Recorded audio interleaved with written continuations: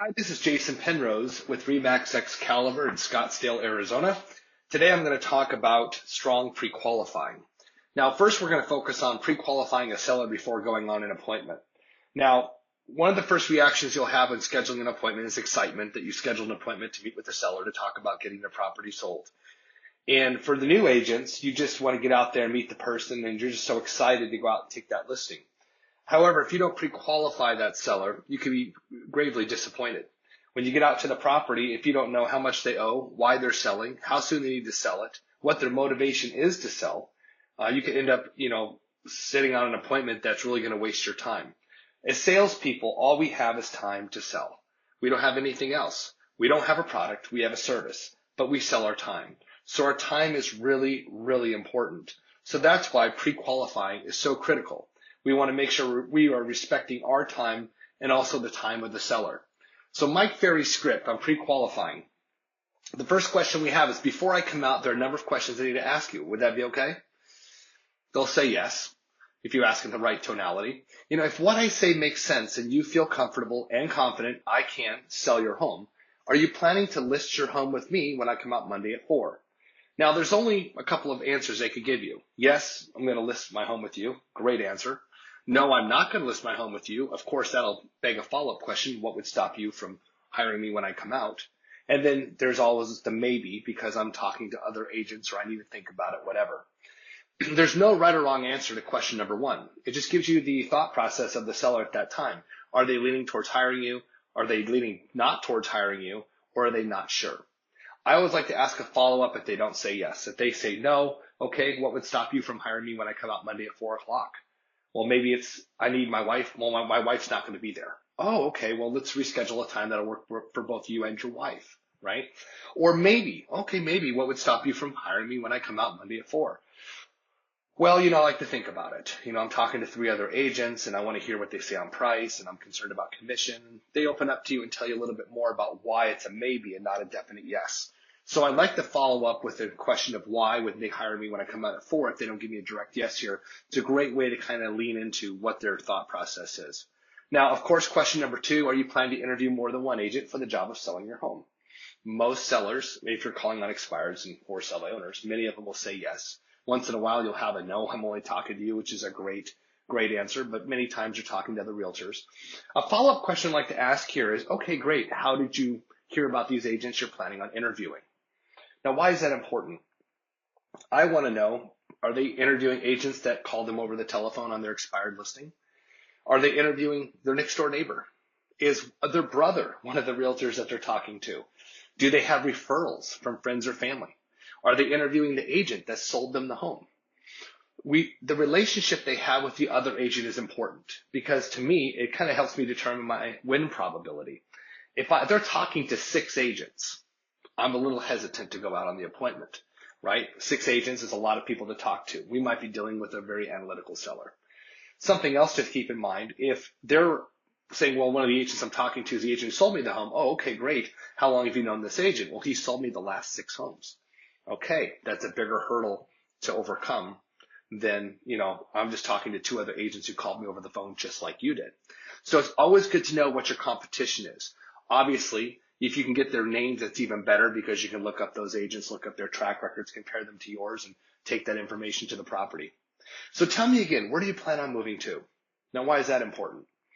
Well, you want to know why they're selling their property.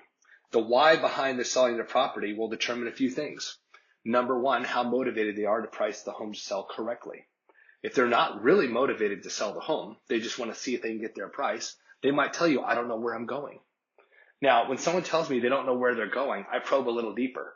I want to know, okay, well, why is it you're selling your home? I mean, no one puts their home on the market for fun. I mean, it's a very stressful process to have people come in and out of your property, have to pack up all your belongings and move. So it's one of the 7 most stressful things you can have happen in your life. So why is it you're selling? So again, I want to dig deep. If they say, well, I'm looking to downsize. Okay, great. So you're in a 2-story now? Yeah, I'm in a 2-story. Perfect. So you're going to a single level. Yes. Great. What's important to you about going to a single level?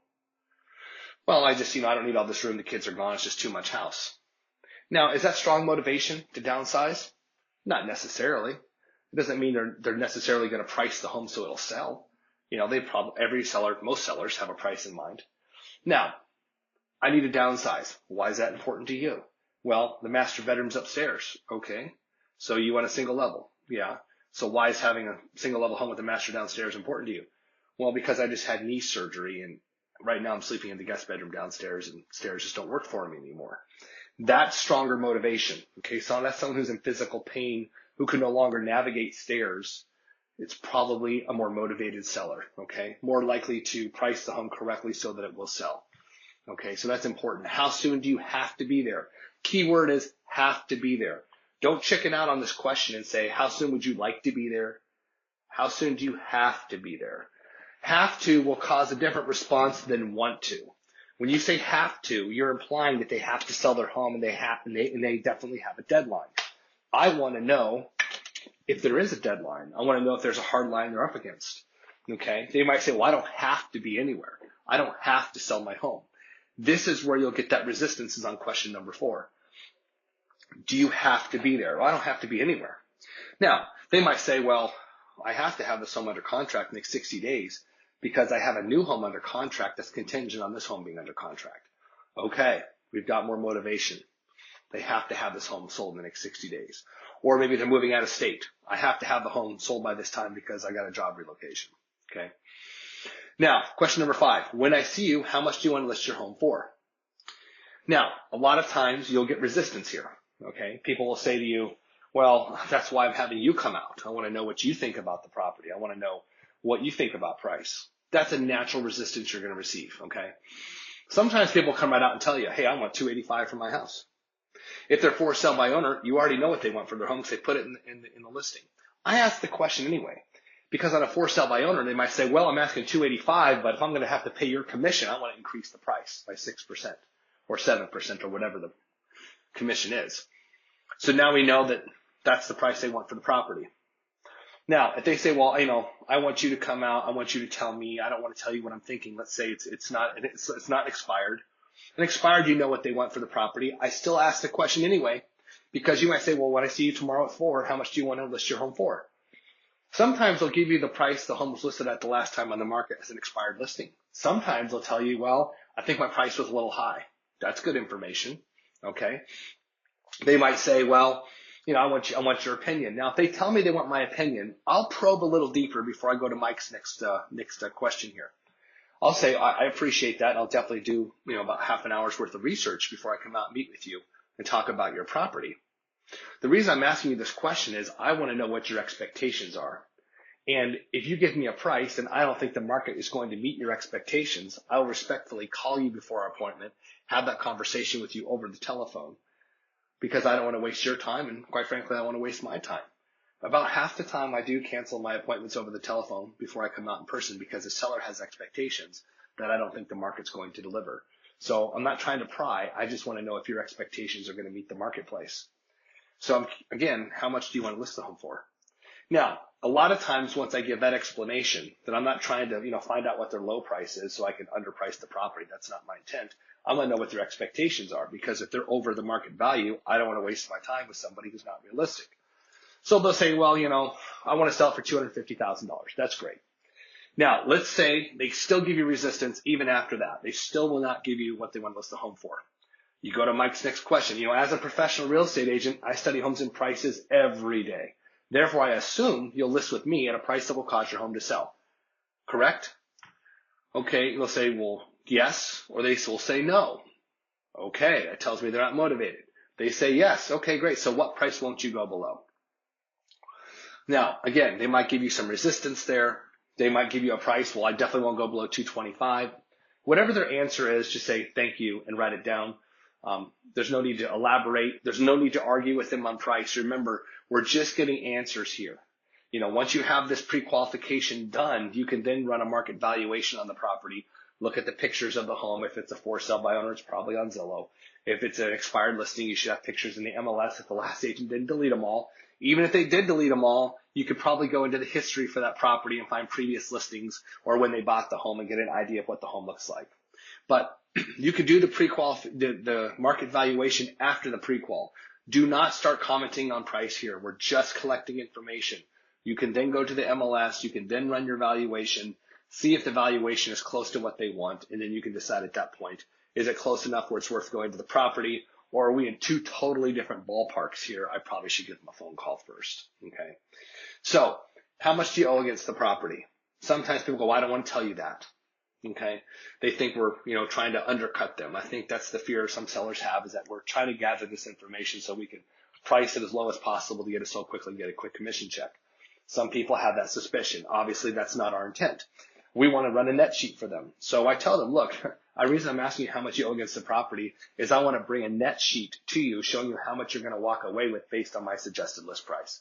So again, tell me how much you owe. And of course, I ask them what their interest rate is so I can also calculate the interest on the mortgage. Okay. So now, have you ever thought about selling it yourself? Question number 7. Only ask that question if it's an expired or canceled listing, or, if it's a seller who has not been on the market before. If they're currently for sale by owner, do not ask, have you ever thought about selling it yourself? They're already doing it. Okay. Ask them, have you ever thought about selling the home yourself? Now, most people will say no if they're talking to you about scheduling an appointment. Some people will say, well, why are you asking me that question? That's kind of odd. Now, once in a while, somebody will wonder why you're asking as a realtor for them to sell the home yourself. And I'll say, well, look, some people are just having me out to the property to get an idea of what their home will sell for. They have no intention of hiring me. They just want to know what I think about price. I'm assuming that's not the situation here. Oh, no. I'm not going to do it myself. I was just wondering why you would ask me such a question. Or they might say, well, yeah, actually, I'm thinking about selling it myself. Okay, great. Is there something stopping you from doing that? Now, I'm not trying to encourage them to sell the home for sale by owner, but I'm trying to get an idea is if they're strongly considering doing that, or if there's a hesitation. So a lot of times people will say, yes, I'm considering selling the home myself. And I'll say, okay, so what's holding you back from doing that now? A lot of times, well, I work a lot. I don't have the time to do it. I'm not familiar with the paperwork. Quite honestly, I'm not too comfortable showing my own home. So first they tell me, yes, they're thinking about doing it by owner. I ask them what's holding them back from doing that now. And many times they'll elaborate with reasons why they don't want to do a for sale by owner. Why is that important? Because when you're at the listing presentation and you're closing for a signature, many times they'll think, well, maybe I'll try and sell it myself. Well, if they throw that at you and you've had this conversation, you can remind them of all the reasons why they don't want to do for sale by owner. If you skip over this question, they might throw this curveball at you at the listing presentation, and you don't know how to combat their thought process of wanting to do for sale by owner. If you know why they're hesitant to do it, you can remind them of that hesitation. It's probably more of a stall on their part from signing a contract than a serious objection about doing the home for sale by owner. Okay? So we get past that part. Have you ever thought about selling the home yourself? Well, will you help finance the home for the buyer, or do you want to cash out? Now, 99 times out of 100, if the property is not free and clear, meaning there's no loan against the property, they're going to say, I just want to cash out. Now, why do we ask that question? Well, back a long time ago, when interest rates were much higher, people could assume mortgages, okay? There was assumables. There's not so much assumables now. And also, many sellers, there were carrybacks when the seller owned the property free and clear, so the buyer wouldn't have to get traditional financing. Now, 99 times out of 100, people are not going to be open to that option. Just asking the question, no, does set you apart from most other brokers and agents because that question is not asked. It definitely makes you sound more thoughtful and more intelligent than your average agent. So in my mind, asking this question sets you above everybody else who does not ask this question. So it's a great question, especially if the property is free and clear. If you ask that question, you sometimes have very savvy sellers who say, yeah, I'll carry a mortgage if they put 20% down, and we'll amortize it over 30 years, and I want a 5-year balloon, and I want 6%. Okay, right? Now, the seller's thinking, wow, this guy's intelligent. This gal's intelligent. They asked me a great question. No one else has asked me if I want to, carry back for the seller. I like this guy. I like this gal. So for the savvy homeowner who's done this before, you asking that question definitely puts you a notch above everybody else. Okay. Now, will you please describe your home for me? Why does Mike have us ask this question? The reason we ask this question is we want to find out what the personality style is of the person we're talking with. Are they a driver? It's a 3-2 and it's 1,500 square feet. And that's it. Okay. And are they amiable, right? They're talking about all the wonderful family gatherings they've had at the property. Are they expressive? They're going to talk about all the wonderful things they've done to the home and all the great parties they've had there and how they like to entertain. Or the analytical, who's literally going to give you everything down. It's a 2x6 construction, and the paint is this, and there's so many nails in the wall. They go into extreme detail with you, okay? It's good to know the personality style, the person you're presenting to. We ask this question to find out what the personality style is, okay? I'll be sending over a package of information. Will you take a few moments and review it, right? We want to preface the fact that we're sending them some information. We want them to review it before we come out to the house. It'll answer a lot of their questions and objections, making it easier to close for a signature on the appointment, okay? Do you have any questions for me before I arrive? Why do we ask that question? Well, of course, we want to know what objections they might have or what they might give us at the property. This is not the place to handle those objections, okay? We're doing this at the property. So when they say, do you have any questions before I arrive? Yeah, sure. What commission do you charge? I see. So commission is really important to you. I'll make sure that's the first thing we discuss when we come out to the property. Well, how long is your contract? You know, that really is going to depend on the property. Let me see the property first. Let me review the market valuation for your neighborhood and see what the average days on market is. We'll have that conversation when I come out Monday at 4, right? Okay, you know, well, do you sell homes in my neighborhood? I'll make sure to bring some sales I've made in your neighborhood when I come out Monday at 4, right? How long have you been in business? Okay, that's in my marketing package. I'll make sure we cover that. So we're just getting what objections they might have or concerns they might have before we come out. You know, just so you know, our meeting should only take between 5 and 25 minutes. Is that okay? Why do we say that to the seller? We want them to know the amount of time we're requesting of them. Number 2, we want to show the seller we're not going to take up their entire day. Okay, we're not doing a 2-hour presentation. This gives them some comfort to know that we're not going to be there for hours on end. Okay, we're going to be very brief. We're going to cover everything we need to cover to get the contract signed. Great. I'll look forward to seeing you Monday at 4. I want to circle back to one thing on this pre-qualification. Earlier, I talked about getting the pricing information from them, what they want for the home, what their bottom line is. And I said to them, you know, one of the reasons I ask these questions, if they give me resistance. Now, this is only if they give me resistance on telling me this information. Do I say, the reason I ask these questions is I want to know what your expectations are, because if I don't think the market's going to meet your expectations, I'm going to call you in advance and talk with you about it. And if we can't agree, then respectfully, I'll cancel the appointment and save us both some time. Now, that being said, if they tell me they want $300 for the property and they won't go below $285, and it looks like the market value of the property is $275, am I going to call them over the phone over $10,000 and have that conversation? Absolutely not. I'm going to go to the property and have that meeting face to face. Much better chance of getting a contract signed face to face than having this conversation over the phone on price without having seen the property and them rejecting you, saying, don't bother coming out. Now, when would I have that conversation? I would have that conversation if they want $600,000 for the property. The home won't sell for more than $500,000 if they're lucky. It's probably more like $450,000. So now we got $150,000 spread between what the home's probably going to sell for and what they want for it. I'm going to go back to look at their motivation and why they're selling the property in the first place. How long have they been on the market? If it's been on the market before, how many times have they reduced the price? Okay. I'm going to look at all that information. If there's a $150,000 spread and the home's quite a distance from my office, yes, I'm going to call and have that conversation with them over the phone. Mr. and Mrs. Seller, I've been doing research on your property. I know you want $600,000. You told me you wouldn't go below $550,000. You know, I've been spending 45 minutes looking at all the comparables in your area, and I'm not finding anything to support your price of $600,000. Would you mind sharing with me what comparable sales you're using to come up with your price? Now, I'm asking these questions to see if this is just a price they want, like, well, that's what I have into the home, that's what I have to get out, right? Or, well, no, there's a home down the street that just sold, and maybe I'm missing it in my comps somehow. So we're giving them the benefit of the doubt to supply comps to us to support the price. If they can't do it, or that's just the price they want, or that's just what they have to have, or whatever, you need to have that frank conversation with them. Now, you could do it at the property and drive out there, or you can have a conversation with them over the telephone and decide if you want to go out. I'm of the opinion it's better to have the conversation over the telephone and see if they're serious about selling their home and if they're flexible on price. If not, I've now freed up a good half an hour, 45 minutes driving round trip to their house. I live in a big city, and I can be back on the phones looking for a more qualified seller. Many times we go on appointments that we shouldn't be going on, and it's nothing more than prospecting avoidance behavior. Okay, we go on the appointment because we think activity is good, but we're doing that really because we know we shouldn't be going on the appointment, but we don't want to get back on the phones and find somebody else. So make sure you're going on strong qualified appointments. And if there's a huge discrepancy between what they want and what you think you can deliver, sometimes it's better to call them back and have that conversation over the phone to see if your time is better spent in the office looking for more qualified appointment. Hope this helps. Look forward to hearing from you. Reach out to me anytime.